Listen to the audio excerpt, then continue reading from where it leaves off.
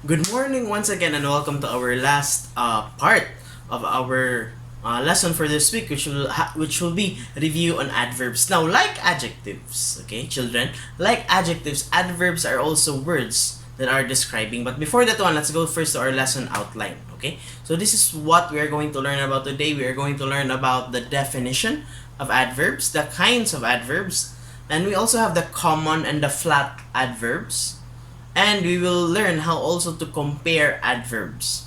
Kaya as what I've said, parehas naman gyud sila og function. Because adjectives describes nouns and pronouns, while adverbs describes or modifies a verb, an adjective, or another adverb. Okay, so that's the difference between the two. Okay, adjectives describe a noun or a pronoun, while adverbs describe a verb, an adjective, or another adverb. And adverbs also answer the following questions. Di ba sa adjectives naman to yung mga questions na to nga how many or how much or whose. Now sa adverbs, you also have questions that we need to answer. And these are the following questions that we have to answer with adjectives. With adverbs. So we have the how, when, where, how often, why, and to what degree. Okay, so these are the questions nga i-answer tanan sa adverbs. Now, let's not waste time. Let's go to these kinds of adverbs. What are the kinds of adverbs, Sir Kevin? First, we have the adverb of time. Okay? Adverbs of time indicate when something is happening. And it answers the question when. When is the verb performed? So, kung unsa may verb sa sentence, mo na ito ipangutan na when is the blank performed. So, examples or common adverbs aning adverb of time is yesterday, today, and kanang naa sa listahan. Okay? So let's see two examples and then let's determine unsa ang adverb of time ani niya. Okay? So we have here, I will leave Monday. And we went to Celaya yesterday. Now let me ask you, what are the two words there that indicate time?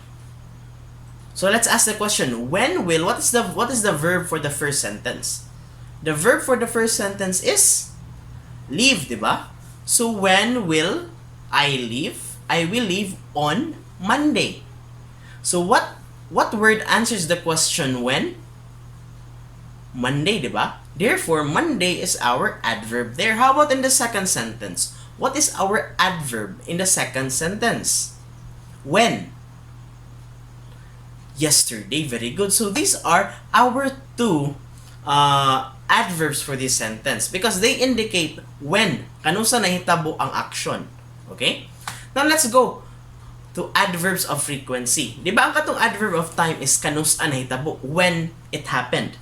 Adverbs of frequency tells you how often it is happening or unsa kadaghan nahitabo or is it off. So say Bisaya so often. Basta often kana pirmi ba sing mahitabo or dili. So that means it's an expected event. You're just asking how frequent is it happening. Okay? How often is the verb happening is the question that we need to answer. And now the common adverbs here are never, always, rarely, sometimes, normally, seldom, usually, and again. Now let's check our examples. Okay? Let's analyze. He always play ML. He forgets his school tasks usually. Now the question that we need to answer is how often is the verb happening? So, how often is he playing? He is playing always, di ba? So, always there is our adverb of frequency. How about in the second sentence? He forgets his school tasks usually. How often does he forget? He often forgets usually. And those are our two adverbs of frequency. And if makita ninyo from the previous nga kung a sentence ang adverbs, you can actually place adverbs kanang mabali-bali siya dili pareha sa adjectives bitaw nga kanang it has to be followed before the noun or the pronoun it is describing. Sa adverb pwede ra gyud siya mabali-bali kay atong first, di ba, ang always na aman sa tumoy. Ang usually naapod sa tumoy. And here, In the correct answer, ang usually kung always naa na sa middle of the sentence, but the sentence would still make sense. Okay? So that's why adverbs are very nice to use. Kay you can use them anywhere in the sentence basta mo make lang yun siya og sense. Okay? Next is the adverb of place. The third kind of adverb we're going to talk about is the adverb of place. Now, they indicate where something is happening. Asa nahitabo ang usa ka butang. Where is the verb performed? So here are the common adverbs. We have the across, we have over, under, out, through, backward, there, around, here, sideways, upstairs, in the park, in the field, in that place. Okay, so pwede na siya ka na mga in the park, in the field. Ilisi lang na bisag unsa nga lugar. It can be an adverb of place. Okay? Now let's see our example here. He plays in the field and she hid the key nearby. Now, what are our adverbs here in this sentence? Sa first sentence, asa man siya nagplay? Where is he playing? He is playing in the field. Very good. So, ang atong adverb here is in the field. In our second example, she hid the key nearby. Asa niya gitaguan? Where did she hide the key? She hid the key nearby. So, mauna ato ang two adverbs here in the sentence, in the field and nearby, because they both indicate a place. Okay? Next, let's go to adverb of degree. Now, an adverb of degree indicates the importance, degree, or level of the happening. Unsa ka grabe ang verb or ang verb na nahitabo, or adjective or another adverb. Okay? So we have here completely, nearly, entirely, less, mild, most, thoroughly, somewhat, excessively, so, much, and very. So unsa ka grabe? It will tell you unsa ka grabe niya nga nakalimot. Unsa ka grabe ang verb. Nahitabo ang verb. Okay? Let's see the example. She completely forgot about their anniversary. And I am so excited about the new job. So, pag ato ta sa first nga sentence, she completely forgot about their anniversary. Unsa niya unsa tawag na to ani? Unsa ka grabe ang unsa may verb na to diri? Atong verb diri is forgot, di ba? Nakalimtan. So, unsa ka grabe iyang pagkalimot? So, the answer is unsa ka grabe iyang pagkalimot? Very good. Completely, wag gyud niya hinumduman. Grabe gyud kay iyang pagkalimot niya. She completely forgot yun. So, that completely there is our adverb of degree. Very good. How about the second sentence? Unsa man atong adverb of degree diri? Unsa atong verb? Very good. Excited. Okay? Excited atong verb diri. So, how excited am I? I am so excited. So, mauna siya nga to ang adverb of degree because it shows you unsa ka grabe ang action. Okay? Now, let's go to adverb of manner. Now, these are the this is the most usual nga adverb na gamito nato because it indicates how actions are performed. Giunsa pagbuhat ang usa ka verb. How is the verb performed? Examples of this are beautifully, equally, thankfully, carefully, handily, quickly, hotly, coldly, resentfully, nicely, tirelessly. So let's look at here our examples. Basta, ang atong pangutan-on ani, how is the verb performed? Giunsa pag-perform ang verb. So we have here our sentence, please handle the camera carefully. What's the verb here? Unsa atong verb diri? Atong verb diri is handle. How are you going to handle the camera? You're going to handle the camera how? You're going to handle the camera carefully. Very good. So, ang carefully dira is our adverb of manner. Second example, Mike is walking slowly. How is Mike walking? Giunsa paglakaw ni Mike? Mike is walking slowly. Therefore, these are our adverbs of manner. Ang kanang carefully ug ang slowly because it tells you unsa nila pagbuhat ang action. Next, we have the adverbs of purpose. Okay? Now, adverbs of purpose indicate why something happened. Nganong nahitabo ang usa ka butang. Why is the verb happening? Okay? So ang common adverbs here kay mga in case, then unsay sumpay, so that, and then unsay sumpay, in order to, then unsay sumpay, then to, and bisag unsay sumpay. So dapat ang kaning mga examples nga naa nato diri, dapat masumpayan ni siya kung unsay sumpay sa sentence. Basta mao ni ang mga sugod niya. This is how the adverb is starting. In case, so that, in order to, ug to. Now let's look at here. Let's apply this adverbs of purpose, and let's find the adverb of purpose in the following examples. She shops in several stores to get the best buys. And I brought an umbrella in case it rains. First sentence. Unsa man nato ang adverb of purpose aning first sentence? Atong first is unsa may nagsugod dira? To, di ba? To get the best buys. So nganong ni shop man siya? Why is she shopping in several stores? She is shopping in several stores to get the best buys. Diba? Number 2. Unsa tong verb dira? What's our verb here? Very good, brought. Why did I bring an umbrella?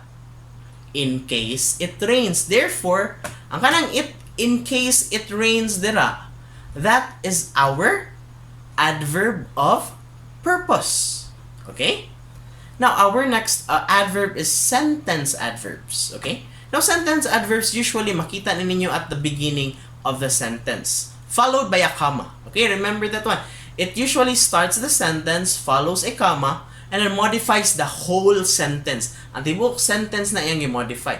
So, common adverbs ani kaning naadira, and I think most of you are using this one when you're trying to make an essay para munindot kunuhay sa paminahon. So, kanang mga actually, basically, hopefully, ideally, ultimately. So, mao na siya itong mga sentence adverbs. Look at the example. Asa itong sentence adverbs? Dili, ay, grabe naman po. Sa'yo, no? This is very easy. Unsa itong mga sentence adverbs here? Hopefully, we will win the match, and apparently, the sky is getting cloudy. Very good. Our adverb here is hopefully and apparently. Of course, it starts the sentence and it modifies the entire sentence. Ang tibok nga sentence ang iyang gi-modify. Next, we have the conjunctive adverbs. Okay? The conjunctive adverbs connects phrases or independent clauses and provides transition between ideas and shows relationship. When we use these, commas should be used. So, mogamit ta og comma ani nila. Murag gyapon siya og sentence adverbs pero in between siya of two sentences. Just like here in our example. Tanawa sa niyo atong mga common adverbs ha, mao na ang mga common adverbs sa conjunctive adverbs. Okay? Now, let's look at the example. I woke up very late this morning. Na atong gi-connect sa adverb na to nga nevertheless, I wasn't late to school. She didn't take a bus to work today. Instead, she drove her car. So it connects the two sentences and provides independent clauses or sentences and provides transitions between ideas and show relationships. So iyang gipakita unsay relation sa kana nga sentence to the next sentence. Kay imagine kung kwaon ta na murag bati atong sentence. I woke up very late this morning. I wasn't late to school. So mawala iyang connection. So when we use this conjunctive adverbs, mas naay sense ang ato ang mga sentences. Okay? Now let's talk about the common adverbs. Now the atong mga common adverbs, most adverbs are usually formed by adding ly. So kanang mga common adverbs kasagaran ana mag-ending gid og ly. And this is how we form. This is how we form our common adverbs. So if ang ending niya kay l, mag-add ra ta og ly para ang beautiful mahimong beautifully. If ang sentence ends in y, busy, pretty, hungry, what we are going to do is change the y to I, ilisa na to ang y, himo na tong I, and then add ly, like prettily, busily, and hungrily. How about kung ang sentence or ang adjective mag-ending og le? So ang from comfortable, change e to y, so mahimo siyang comfortably. So if ang sentence, if ang adjective mag-ending og IC, like enthusiastic, we add ALLY para mahimo siyang enthusiastically. Okay? And then lastly, if ang ending niya kay ly na daan, let's say for example, daily. Di ba kami nga daily? Di ba? So wala. So imo ra ni siyang gamit og adverbial phrase. Imo siyang i-list in a new way. So pwede ta maingon nga everyday. Pwede. She is taking a bath every day. Okay? These are our common adverbs. Now, atong mga flat adverbs, dili siya mo i-list og form. Dili pareha atong mga words nga adjectives nga butangan nato og ly. Ang flat adverbs dili siya nato ilisan. And these are the following examples of flat adverbs. We have the fast, long, far, soon, and tough. Kaya di mo tamingan nga fastly, longly, farly, soonly, ug toughly. Diba? So, this dili na siya mausab, but it functions as an adverb. So, tama na to ang next nga sentence. So, we tag run fast. How will you run? Fast. Diba? So, it's an adverb. You will go far in life. Asa ka makaadto sa imong kinabuhi, you'll go far. So, that's an adverb gihapon, adverb of place, diba? I will meet the love of my life soon. Diba? I will meet the love of my life soon. So, kanus aman nimo ma-meet imong love of your life? Soon. Diba? So, that's an adverb of time. Hang tough, kiddo. So, how is the kiddo going to hang? He's going to hang tough. And tough there is an adverb of unsa man? It's an adverb of manner. So, these are what we call flat adverbs. Okay? Now let's go to comparing adverbs. Now the same thing with the adjectives. Kung ganahan ta mag-compare from one thing to another, we can use more. Ito yun nga, she danced more gracefully. So ang kanang more dira, mahimo gyapon siya og adverb. Kay iya man gi-describe ang gracefully, which is also an adverb. The same thing with most, superlative. Most, she danced most gracefully. Sa tanan nga ni sayaw, siya ang pinaka-graceful nga ni sayaw. So, when you tag most gracefully, ang most there also functions as an adjective. Functions as an adverb. They describe the gracefully, which is describing unsa niya pagsayaw. She danced most gracefully. Okay? And lastly, we have our common adverbs. Ang kaning pinaka-common adverbs, gamay na lang ni na tip sa inyo ha. These are the common adverbs that are used in the English language. The top 3 most common adverbs. We have the not, we have the very, and we have the to. Plus, Sir Kevin, ang kanang not adverb di na. Yes, it's an adverb because it cancels out the adjective na iyang describes. Let's say, for example, she is not beautiful or he is not handsome. So, he is handsome, pero gibutangan na itong adverb nga not. So, iyang gibali ang adjective.